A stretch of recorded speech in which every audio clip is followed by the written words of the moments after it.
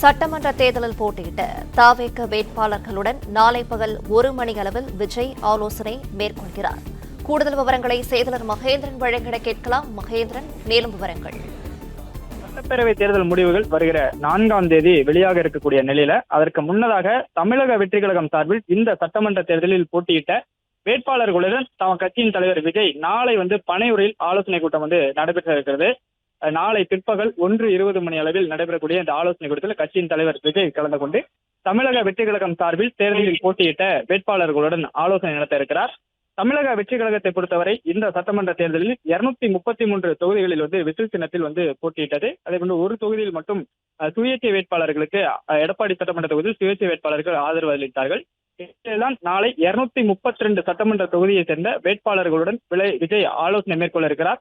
குறிப்பாக இந்த தேர்தல் முடிவுகள் தொடர்பாக வாக்கு எண்ணிக்கை என்று வேட்பாளர்கள் செய்ய வேண்டிய செயல்பாடுகள் தொடர்பாகவும் ஆலோசனை மேற்கொள்ள உள்ளதாக தகவல் வெளியாகி இருக்கிறது. அதே போன்று தாங்கள் போட்டியிட்டு இருக்கக்கூடிய சட்டமன்ற தொகுதிக்கு உட்பட்ட அனைத்து வாக்குச்சாவடிகளிலும் இந்த தேர்தல் வாக்குப்பதிவு முடிந்த பிறகு அளிக்கப்பட்ட அந்த 17C ஃபார்ம் 17C அனைத்து வேட்பாளர்களும் எடுத்து வர வேண்டும் என்ற அறிவுறுத்தலானது வழங்கப்பட்டிருக்கிறது. இது தொடர்பாக விஜய் நாளை தனது கட்சி சார்பில் போட்டியிட்ட வேட்பாளர்களுடன் ஆலோசனை மேற்கொள்ள இருக்கிறார். பிளே ஸ்டோர் மற்றும் ஆப் ஸ்டோரில் இருந்து பாலிமர் செயலியை QR கோடு மூலம் பதிவிறக்கம் செய்யுங்கள். செய்திகளை உடனுக்குடன் பெறுங்கள்.